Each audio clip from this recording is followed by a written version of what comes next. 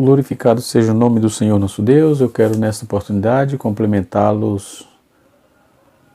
a todos os irmãos com a paz do Senhor Jesus, os nossos amigos, todos aqueles que são inscritos no canal Rascunho Teológico. Eu sou o pastor Edivaldo Pereira e nesta oportunidade estaremos comentando, dando sequência à nossa série de estudos sobre Pentateuco e vamos estar falando sobre o Êxodo, finalizando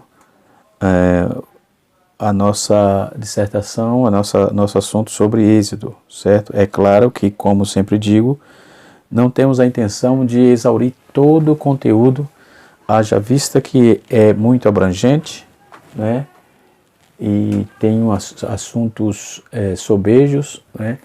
Mas vamos tentar aqui, da melhor maneira possível, trazer um escopo mais aguçado com respeito ao livro da saída ou livro da partida. Enfim, temos aqui algumas particularidades que gostaria de compartilhar com os irmãos aqui do canal Rascunho Teológico, né? Sejam bem-vindos. Você que está aí pela primeira vez, se ainda não é inscrito no nosso canal, já se inscreva. Você que vai assistir o vídeo, já deixe o seu like para nos ajudar e fazermos com que possamos levar a palavra de Deus um pouco mais adiante, ok? Então, passe aí, você pode compartilhar com seus amigos, com seus irmãos, com aqueles que você acredita que vão estar acompanhando aí, tá certo? E se você quiser fazer os seus comentários, pode perguntar, fazer os seus comentários, estaremos aqui para, da melhor maneira possível, de forma simples e objetiva, responder as perguntas dos irmãos, tá certo? E todos os nossos alunos aí que estamos ministrando sempre, né? Estaremos sempre abertos aí também a perguntas, tá certo? Muito bem. Meus irmãos, na aula passada nós trouxemos uma parte do livro do Êxodo e agora nós vamos trazer também de forma um pouco mais contundente, ou seja, trazendo um pouco mais da particularidade do livro do Êxodo, ok? Nós dissemos o número o significado do livro, da palavra, trouxemos aí algumas curiosidades com respeito a essa situação, a situação do Êxodo, e nós estaremos falando um pouco sobre a rota e a mensagem do Êxodo, não é? Quando vamos trabalhar essa questão da rota, nós vamos encontrar algumas nuances, né? Existem várias possibilidades da rota dos israelitas quando saíram do Egito, não é? E eu relacionei 3 precisamente para tratarmos aqui nesta oportunidade, ok? Então vamos tratar um pouco sobre isso. Depois vamos estar falando sobre a questão da mensagem, ok? Do livro do Êxodo. Muito bem, isto posto, nós vamos dar continuidade aqui, já para ganharmos tempo. Muito bem. Então, quando vamos falar sobre essa questão, uma curiosidade importante, que se você for ler o livro do Êxodo, até o capítulo 1 até o versículo 20, não fala o nome de Deus, não cita o nome de Deus, porque entendemos que é uma introdução, não é? Então, dessa questão da teoria mosaica, nós vamos trazer toda a questão relacionada a essa questão, tá certo? Mas também trabalhamos aqui no vídeo passado sobre a datação, né? Trabalhamos sobre a questão dos reis, dos faraós quem escravizou, o período que escravizou, e também o período quem era o faraó quando o pessoal saiu, foi liberto lá do cativeiro, né? Como sempre dizemos, não é preciso isso, né? Não é preciso.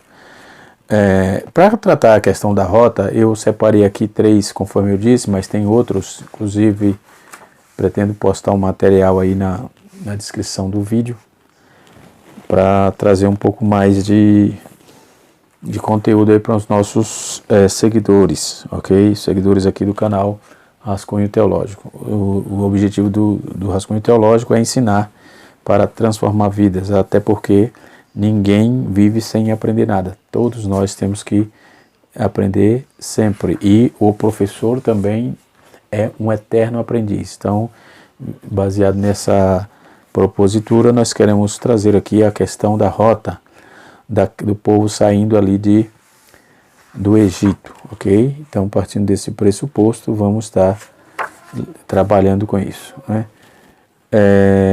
Dentro dessa questão do êxodo, nós podemos também observar que existem 2 doutrinas fundamentais. Quantas? 2 eu falei. O primeiro é a doutrina da providência, onde Deus providenciou libertar o povo. E a segunda é a doutrina da graça, que é o favor imerecido. E Deus cuidou daquele povo naquela rota que eles fizeram, né? Como eu disse, não se bate martelo, não é assim de forma contundente, mas existem possibilidades. A primeira teoria da rota, ela afirma-se, dizem que é a teoria do norte, que situa na região do Sinai, na região noroeste do Sinai, né? A base para esta afirmativa é Êxodo, capítulo número 3, versículo 18, quando diz que Moisés pediu uma jornada de 3 dias. É a rota mais curta até Cades Barneia, né? E tem a falha dela, a falha dessa teoria, ela é apontada em Deuteronômio, capítulo 1, versículo 2. Que segundo, depois nós vamos ver também a teoria do centro, né? Segundo essa teoria, a teoria do centro, nós vamos observar que essa teoria do centro se situa no Monte da Arábia, né? O Jabal Laus, né? Além do Golfo da Acaba, que é no leste da Península do Sinai, né?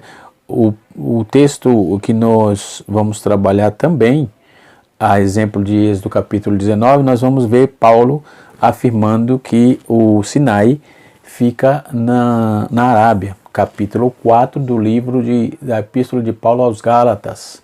Paulo escrevendo aos irmãos da Galácia, ele, no capítulo 4, verso 25, ele aponta que o Sinai ficava ali na Galácia, certo? Então, dentro o ponto forte disso é que a existência diz que a existência do vulcão na área naquela área ali era ativo. Na verdade, nós vamos ouvir falar de chuva, de tempestade, de ventos fortes. Não sei bem a associação de vulcão aqui, mas nós vamos observar que no texto, no capítulo 19, versículo 16 a 25, nós vamos ver muita chuva, muitas anomalias do tempo, ou seja, chuvas fortes, vento e tempestades, e enfim, nós vamos ver aqui. Eu quero abrir o texto aqui só para a gente fazer a leitura. Êxodo capítulo 19, ao hábito, capítulo 19, verso 16 até o verso de número 25, está escrito, não é? Ao amanhecer desde cedo, houve trovões, relâmpago e uma espessa nuvem sobre a montanha, e um glagor muito forte de trombeta. Glagor aqui é som, não é? E o povo que estava no acampamento pôs-se a tremer. Moisés fez o povo sair do acampamento ao encontro de Deus, e puseram-se em pé na montanha. Toda a montanha do Sinai fumegava, porque Javé descera sobre ela no fogo, e a sua fumaça subiu, e como fumaça de uma fornalha, e toda a montanha tremia violentamente. O som da montanha, o som da trombeta ia aumentando pouco a pouco. Moisés falava a Deus, Deus lhe respondia no trovão. Versículo 20. E Javé, o Deus, desceu sobre a montanha no Sinai, no cimo da montanha. Deus chamou Moisés para cima da montanha e Moisés subiu. E Deus disse a Moisés: desce e adverte o povo que não, versículo de número 21, que não ultrapasse os limites para vir a Deus, para vir a Javé, no caso. Por muito deles não perecer. Para muitos deles não perecer. Mesmo os sacerdotes se aproximaram de Javé, deve se santificar para que Javé não os fira, aliás. Moisés disse a Deus: o povo não poderá subir a montanha do Sinai, pois tu nos adverte, dizendo: delimitai a montanha e declara-te sagrada.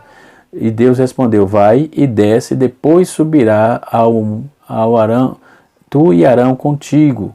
E os sacerdotes, porém, e o povo não ultrapassassem os limites para subir a Deus, para que não os fira.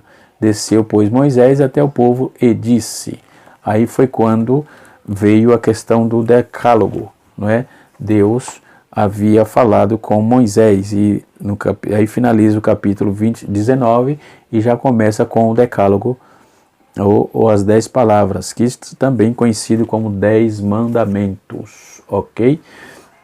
Baseado nessa propositura, nós vamos lidar aqui com essa questão. Então, quando Deus, essa teoria do centro, ela encontra base também aqui, vai encontrar base no capítulo 3, versículo de número 1, capítulo 18, verso 1, entendeu? Então, tem vários estudiosos aí que adotam esse ponto de vista. Entre elas são as crenças de que todos os acontecimentos que está registrado no capítulo 19, que eu acabei de ler, 16 a 25, tem mais relação com a manifestação teofânica do que uma erupção.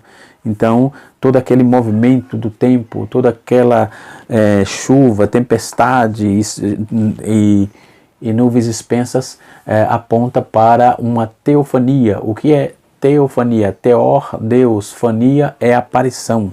Não é? Usa-se aqui o grego, no caso. Não é? E então, era a forma teofânica que Deus se apresentava ao povo, não é? Isso dentro dessa questão aqui. Então Moisés também era aparentemente pequeno, era parente dos cananeus e clã de medianita, nômade, que era prevalente ali daquela região do Sinai. Então, além disso, praticamente é impossível chegar à fronteira da Arábia em 11 dias. Então, esse é o ponto fraco dessa visão. Uma outra visão da rota, uma outra teoria, no caso, uma visão, teoria, é a terceira teoria, que é a chamada teoria do Sul. A teoria do Sul, ela situa-se no Monte da Arábia, na extremidade do sul da península do Sinai, ou melhor, essa teoria é em consideração geral do movimento de toda a nação de Israel após deixar o Egito, né? Então, o Senhor, ele conduziu Israel de Ramsés até Sucote e depois de Sucote até Etam, nos arredores do deserto. Êxodo capítulo 13, verso 20, após Israel ter se acampado em Piairote, capítulo 14, verso 2, e o povo entrou no deserto de Sum, lá no noroeste da península do Sinai, conforme está escrito no capítulo 15 e no versículo 22 de Êxodo, e Números capítulo 33, versículo 8.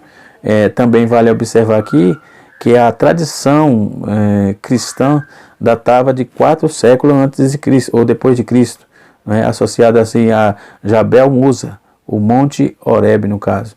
Então Moisés recebeu a aliança, seja qual for o ponto de vista do intérprete, o dogmatismo deve ser evitado aí dentro desse contexto, não é? Então isso é muito importante para o nosso aprendizado e evolução dentro desse maravilhoso livro, que é de suma relevância dentro do Antigo Testamento e, por que não dizer, dentro da Torá, tanto hebraica como no contexto canônico das nossas Bíblias, que chamamos de Pentateuco, ok? E a mensagem do livro? O foco era na vida de Moisés, né? Moisés é um personagem central dentro desse livro, porém ele é dividido em 3 períodos de 40 anos, né? Esse período, primeiro, o nascimento e da criação como príncipe do Egito, vamos ver Atos capítulo 7, verso 23, e o tempo vivido em Midian como pastor, Atos 7, 7. E a época que é o livro do Êxodo no deserto, né? Então o livro do Êxodo abrange o primeiro dos dois períodos, que introduz o terceiro, ou seja, Êxodo também emprega 3 gêneros dominantes. O primeiro gênero é narrativa, o segundo é o Salmo, que ele é talvez o salmo mais antigo da Bíblia, não é? É o Cântico de Moisés, e o Salmo 90 também, que ele escreveu. No Êxodo capítulo 15 vai narrar o Cântico de Moisés. Então é preciso, e isso está inserido aqui no livro de Êxodo, não é? Que provavelmente representa o primeiro salmo, conforme eu disse, do Antigo Testamento. O terceiro é o texto legislativo, no caso, que esse texto legislativo é o Decálogo, o capítulo de número 20 até o capítulo 24, é o texto ético e legislativo que Deus estabeleceu para o povo hebreu, para o povo de Israel, não é? Consequentemente, isso também, nós que somos do segmento judaico-cristão, também temos que andar dentro dessa premissa, né? Dentro desse contexto. Então a maioria concorda aí que o Decálogo, que vai do capítulo 20 até o capítulo 21, do capítulo 20 do versículo 1 até o 17, aliás, representa a lei chamada de lei apodítica, né? Lei apodítica, ou ao passo que os livros da aliança representa aí a lei casuística, né? Então a lei apodítica, ela apresenta aí esse contexto da lei, né? Que vai, a questão da aliança está no capítulo 20, versículo 22 até o versículo também aí o capítulo 23, versículo 33, representa aí a lei casuística, ou seja, a lei apodítica engloba a declaração afirmativa ou proibitiva. Já a lei casuística, ela é formulada em linguagens de escultura, né? Em linguagem de escultura.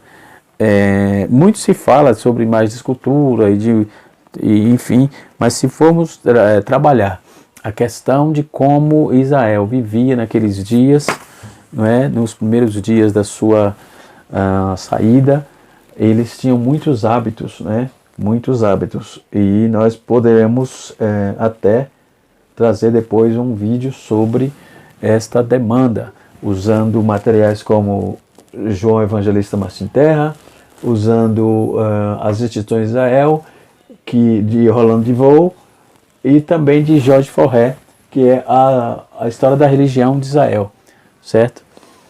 Como o vídeo não é religioso, é um vídeo explicativo e elucidativo com respeito ao livro de o Pentateuco e os livros da Bíblia propriamente dito, mas podemos sim trabalhar essa proposta. Nós vamos ver a estrutura do Êxodo. Primeira do Êxodo, a escravidão, a redenção, a libertação, a preservação, o oferecimento da aliança, o texto da aliança, a cerimônia da ratificação da aliança e o tabernáculo da adoração. Então, quando vamos ver toda essa proposta, vamos encontrar de forma muito objetiva ou contundente os assuntos pertinentes ao aprendizado do Pentateuco, que é de fundamental importância para que a igreja se saiba e busque aí a cada dia um aprendizado mais a fundo, né? Trabalhando aí dentro desses ensinamentos bíblico cristão teológico, né? Nós vamos ver que naquela situação nós vamos ver que as pragas, vamos ouvir falar das pragas, né? A água em sangue, a rã, os piolhos, a mosca, o gado, a úlcera, a saraiva, o gafanhoto, as trevas, morte dos primogênitos, né? Então, a divindade egípcia que cuidava disso era Osíris, Rapi e Quinum, da questão da água, né? Isso está em Êxodo capítulo 7, versículo 14 a 25. Em Êxodo capítulo 8, versículo de 1 a 15, vai falar das pragas de rã. E quem era o deus daquelas pragas, que cuidava daquilo, era Hect, ou a divindade Ram. Depois tem a praga de piolho, que está inserida no capítulo 16, capítulo 8, versículos 16 a 19, que vai falar das pragas dos piolhos, e quem estava sendo desafiado ali era a sede, né? E também as pragas da mosca, que é Keprim e Utshint, que inserido está no capítulo 8, verso 20 a 32. Também a praga do gado, que no caso estava ali Tifão e Irotep, né? Irotep, nós vamos encontrar isso no capítulo 9, verso de 1 a 7 de Êxodo. E também vem a praga das úlceras, o deus daquilo era Hathor e Apis, que está no capítulo 9, versículo de número 8 a 12. Vamos ver também a Saraiva, né? Vamos ver a Saraiva, e os deuses, a divindade egípcia ali era Sarapis e Ísis, e nós vamos encontrar a referência bíblica teológica, aliás, em Êxodo capítulo 19, versículo 13, capítulo 9, versículo 13 a 35. Vamos também ver a praga de gafanhoto, e os deuses, a divindade desafiada ali, era Sete, protetor das colheitas, no capítulo 10, no seu versículo 1 até o versículo 20. Vamos ver também a trevas, e o deus ali era o deus Sol, Ram, o deus Sol, a divindade daqueles dias, que coordenava isso, segundo os egípcios, a tradição religiosa egípcia, politeísta, obviamente, né? Capítulo 10 de Êxodo, versículo 21 a 29, e por fim, a morte dos primogênitos, estava sendo desafiado aí o deus da vida, chamado de Pitá, né? Capítulo 11, versículo 1, e o capítulo 12, até o capítulo 12, versículo 36, ok? Que Deus nos guarde, né, dessas anomalias, e graças a Deus, Deus deu vitória àquele povo, e eles foram redimidos ali, podendo então atravessar a terra do Egito sem maiores problemas, né? Na questão do 10 mandamentos, nós temos aqui uma observação interessante, que é a responsabilidade de manter o relacionamento com Deus. Não matarás, não terás falso testemunho. Então Deus trabalha aqui primeiro, não matarás, é o politeísmo, não terá outro Deus, que é ter cuidado com a idolatria, não usará o nome do Senhor em vão, ter cuidado com a profanação, guardará o sábado, ou seja, cuidar do secularismo, ter cuidado com o secularismo. E podemos observar que essas observações bíblicas, elas vão ficando de lado, não é? Hoje o povo vive de moda, tudo que está em evidência, tudo que está na mídia é uma moda. Então, se não se fala disso, então não tem moda. Se um famoso aí, o povo não quer saber da promiscuidade que ele comete, mas se for famoso, se for da mídia, ele vai influenciar. Isso tem sido um perigo, e a igreja tem sido levada de forma muito fácil por esse tipo de propaganda, de marketing, de problemática aí, de estar buscando aí sempre o famoso, não é? Sempre o famoso, né? Depois nós temos também no 10 mandamentos, eu falei de 4, né? A responsabilidade de manter o relacionamento com outras pessoas. Honra teu pai e tua mãe, a Bíblia vai combater aí a rebelião. Não matarás, a Bíblia combate o assassinato. Não cometerás adultério, a Bíblia combate o adultério. Não roubarás, a Bíblia combate o roubo. Não darás falso testemunho, a Bíblia vai combater a mentira. E não cobiçarás, a Bíblia vai combater também ali o materialismo, né? Então, dentro dessa questão, nós vamos encontrar do capítulo 5 até capítulo 25 até o capítulo 40, a casa de adoração, que era chamada de tabernáculo, né? Ou seja, a habitação. Quando dizemos que Deus tabernacula em nós, ou tabernaculou, Ele habita em nós, né? Então a palavra hebraica para tabernáculo é Mishkan, né? Mishkan, que é a palavra hebraica aí para tabernáculo. Mishkan significa habitação ou residência, e é derivada da raiz Shakam, que é habitar, as tendas ou habitação, e pode ser referir aí a habitações humanas, conforme está escrito no Êxodo, ou Números, capítulo 16, versículo 24, ou morada divina, que está inserido em Salmos 43:3. O termo é usado também 58 vezes só no livro do Êxodo, tá certo? Então são curiosidades que precisamos estar atentos e saber também para podermos estar cada dia mais aclarando a nossa mente e ensinando quando possível, né? Aprender tem que compartilhar, tá certo? Então Deus usou os contextos, né? Todo aquele contexto para mostrar ao povo o seu poderio e a sua forma de libertar, de redimir o povo, de trazer redenção para o povo, né? Essa situação nos leva aí a entender que Deus, dentro do seu contexto geral, ele usou de forma muito gloriosa e como é de praxe da sua eterna e eterna sabedoria, todo o que ele tinha para passar para o povo de Israel, e que Israel aprendesse de forma que ele sentisse até mesmo na pele, que até as provas aprendizado, foram e serão aprendizado, tá certo? Então, dentro desse contexto, nós vamos ver Israel em adoração, né, que eu já trouxe. Moisés recebe o modelo do tabernáculo, no capítulo 24 até o capítulo 31. No capítulo 32 até o 34, está falando sobre a quebra da lei.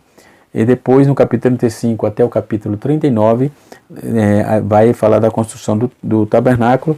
No capítulo 40, o tabernáculo propriamente dito, ele é erigido, e assim sucessivamente. No Monte Sinai, Deus falou ao seu povo, esclarece a relação especial aí que Deus estabeleceu para que o povo se atentasse para tudo quanto ele queria falar com aquele povo, né? Nós vamos ver no capítulo, nessa particularidade, a circunstância do nascimento de Israel como nação, né? A forma legislativa ética que Deus estabeleceu, que está inserido no capítulo 20, que chamamos precisamente no capítulo 20, versículo 1 a 17, chamamos de 10 mandamentos, ou decálogo, que Deus fez uma suma ali, uma suma da lei, estabelecendo uma lei moral e uma lei cerimonial, ok? A lei moral permanece, a lei cerimonial foi extinta porque era para um povo exclusivo, não é?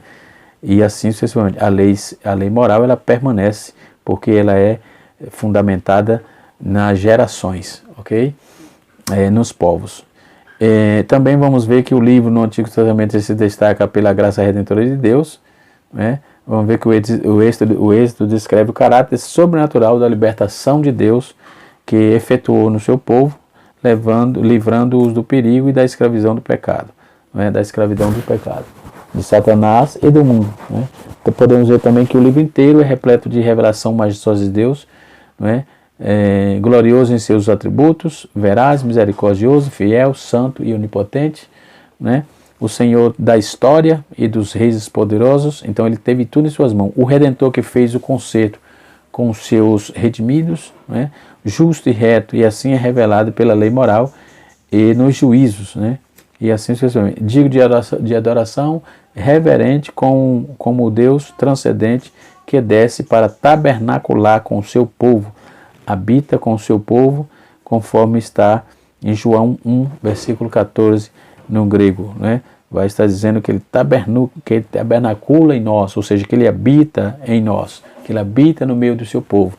Então, o Êxodo, ele enfatiza como e o que e porquê do verdadeiro culto, que deve ser seguir a redenção que Deus efetua na vida do seu povo, não é? Todos nós sabemos que Êxodo foi escrito para que tivéssemos aí um registro permanente dos atos históricos redentivos de Deus, né? Então, conforme também já trouxe no outro vídeo, toda essa demanda do fator redentivo, né? Que Deus, tudo na Escritura aponta para a redenção que Deus deu ao seu povo. Bendito seja o Senhor para sempre. Então, é um livro muito importante.